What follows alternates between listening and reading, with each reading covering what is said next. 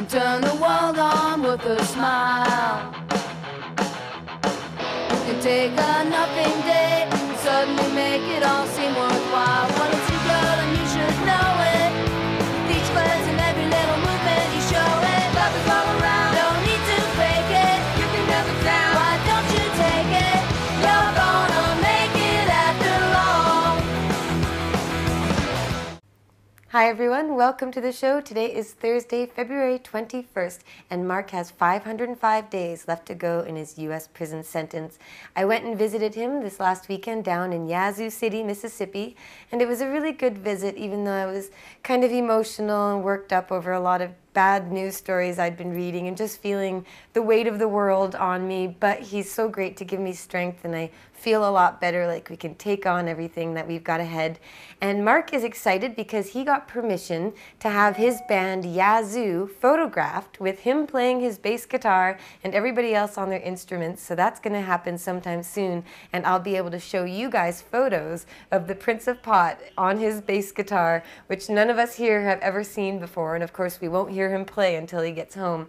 But he's really happy about that. And on Saturday night after our visit, he was able to do a prison concert performance. That's one of his, I think, 12th band performance they've had. And even though it was freezing cold, he was able to perform with his many layers of sweaters and his gloves and his hat. And for 2.5 hours, they played all sorts of music, classic rock, and all the songs that you've seen listed before. So he's feeling in pretty positive spirits, although he does get a little anxious, as I do, with just the last third of the sentence to go. And he's able to apply for transfer, as my regular viewers know, as on April 6th, he'll be able to send that in to the U.S. federal government. So we've got our transfer lawyer working hard on that, and hopefully we'll get some endorsements from politicians in the U.S. and Canada to get Mark transferred home this time. And that means maybe he could be home in time for Christmas at the end of this year, or in time for my birthday and his birthday early next year.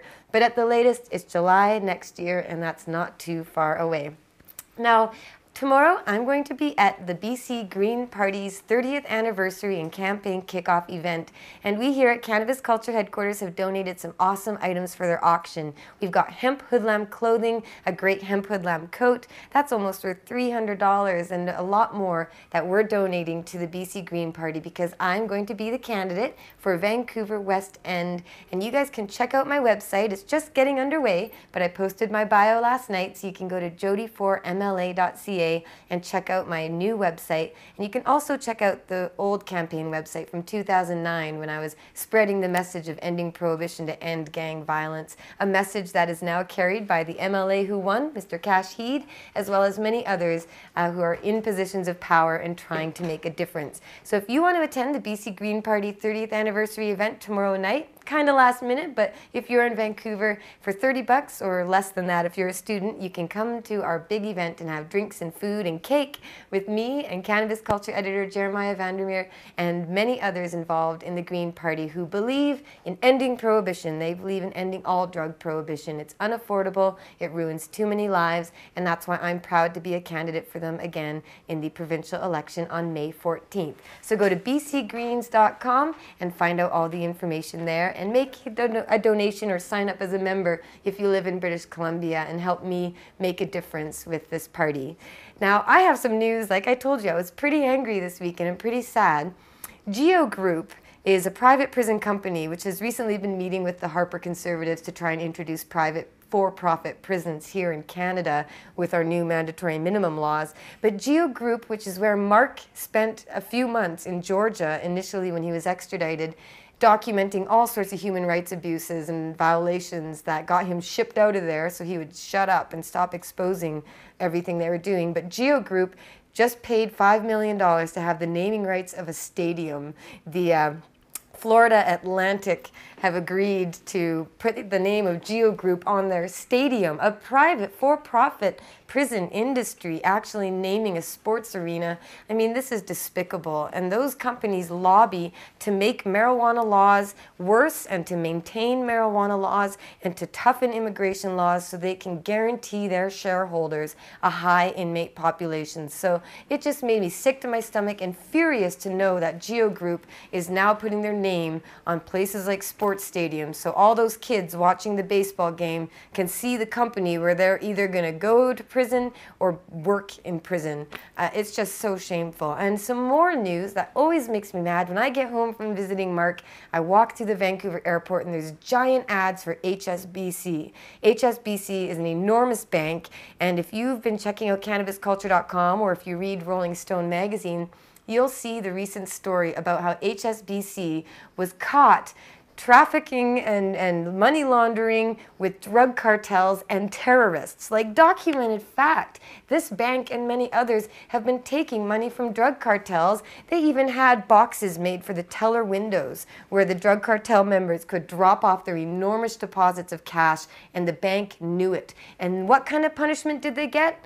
A $1.9 billion fine. Do you know how much that is for them? 5 weeks profit. So they just got a slap on the wrist again, saying, you know what? You're laundering billions of dollars for murdering bloodthirsty cartels, but we'll just take a little fine from you and you can keep on going. And when you see these kind of news stories, I don't know, they make me so angry, and sometimes I feel so helpless when we know how enormous this prohibition and drug war industry is. How do you possibly fight against that?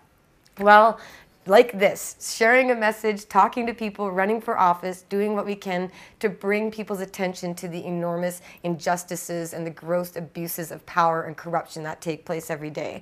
And those are the people that are running the governments, and it's little folks like us who have to try and make a difference by getting involved and changing it from within. It's David and Goliath, but apparently I think David won that battle. So we'll see how it goes. Now, there's good news coming out of the U.S. still. Pennsylvania, I mean, I'm pretty sure that's where the U.S. federal government has a lot of their power centers, but Pennsylvania state now has a Democratic senator entering marijuana legalization legislation. A bill is being proposed to legalize marijuana for 21 years and older. You can grow it, you can give it away, you can possess it, up to 6 plants. This is a model that is spreading across the United States, and it's thanks to Washington and Colorado, who made it happen in the first place. You guys passed legalization, but that also came on the heels of countless states passing medical marijuana and decriminalization laws. So all these laws may not be perfect in and of themselves, but they create a massive movement and a momentum that's bringing more and more people on board. So good for you, Pennsylvania. I don't know who's working in that state to make that happen, but I'm sure there's activists in every state and all across the world really working to end this human rights abuse that goes on every single day in the form of the drug war. And a little fun fact about Mississippi, apparently they never officially abolished slavery. The paperwork wasn't submitted, and they just finally finished that off. So Mississippi, thanks for joining everybody else in the modern day era. But, you know, modern day slavery does still exist in the form of the drug war. When I'm down there, I see it. There are a lot of people in minority groups who are imprisoned, and they continue to be the target of the drug war. It's certainly a racist policy. It began as a racist policy, and it continues. And again, we've just got to keep on trying to change that.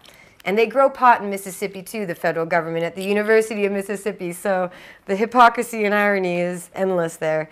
Now, every week I do the draw for the Free Mark Emery pin, the Free Mark Emery stickers, and of course the Free Mark Emery t-shirt. And I've got a bunch of names in the bubble bag as usual.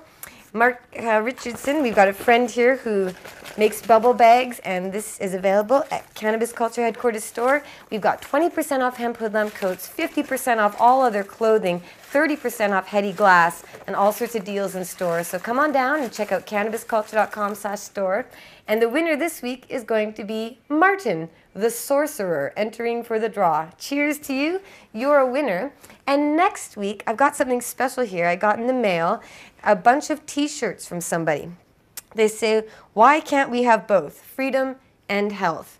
And it came with a whole lot of these stickers that say, prohibition, nullify the lie, it cures the sick. So I'm going to include in next week's draw with the regular stuff, I'm going to throw in a t-shirt and the stickers from this wonderful supporter. I'm going to have to find out who they are. I didn't really see any info in there, but it's good to see everyone out there doing what they can to spread the message of freedom and to spread the message of liberty. And on that note, I'm missing Ron Paul in Ottawa. He's speaking to a bunch of conservatives, and God, gosh, Harper and those guys could sure learn a thing or two from Ron Paul and ending the drug war and protecting individual liberty. And I'll just keep carrying that message on, and hopefully when Mark gets home, he'll be the Canadian Ron Paul that fixes a lot of problems here. So anyway, enter to win the draw by sending an email to jodie@cannabisculture.com. You can go to freemark.ca to get his mailing address. You can send him some books or magazines, read all the rules on the front page there. And maybe if you have a politician you know who supports marijuana legalization or medical marijuana or even prisoners' rights, send their info my way, and I'm going to ask them to help get Mark transferred home, because it'd be great to have him back in time for Christmas. But if not, we'll have him here in time for the Canadian federal election, and those Conservatives, well, we'll get what we can out of that election. We'll be doing what we can to support the Liberals and NDP and the Greens and anyone who supports ending prohibition and saving lives. So thanks a lot for tuning in, everyone. Be sure to check out cannabisculture.com and pot.tv for all the marijuana news you can use and as high as you can get on the net at pot.tv. Tune in to Marijuana Man Show on Wednesdays and Jeremiah's Cannabis Culture News Eyes on Friday. And we've got all sorts of other content available online, and we appreciate your continued support. Thanks a lot, keep up the good fight, and no more drug war.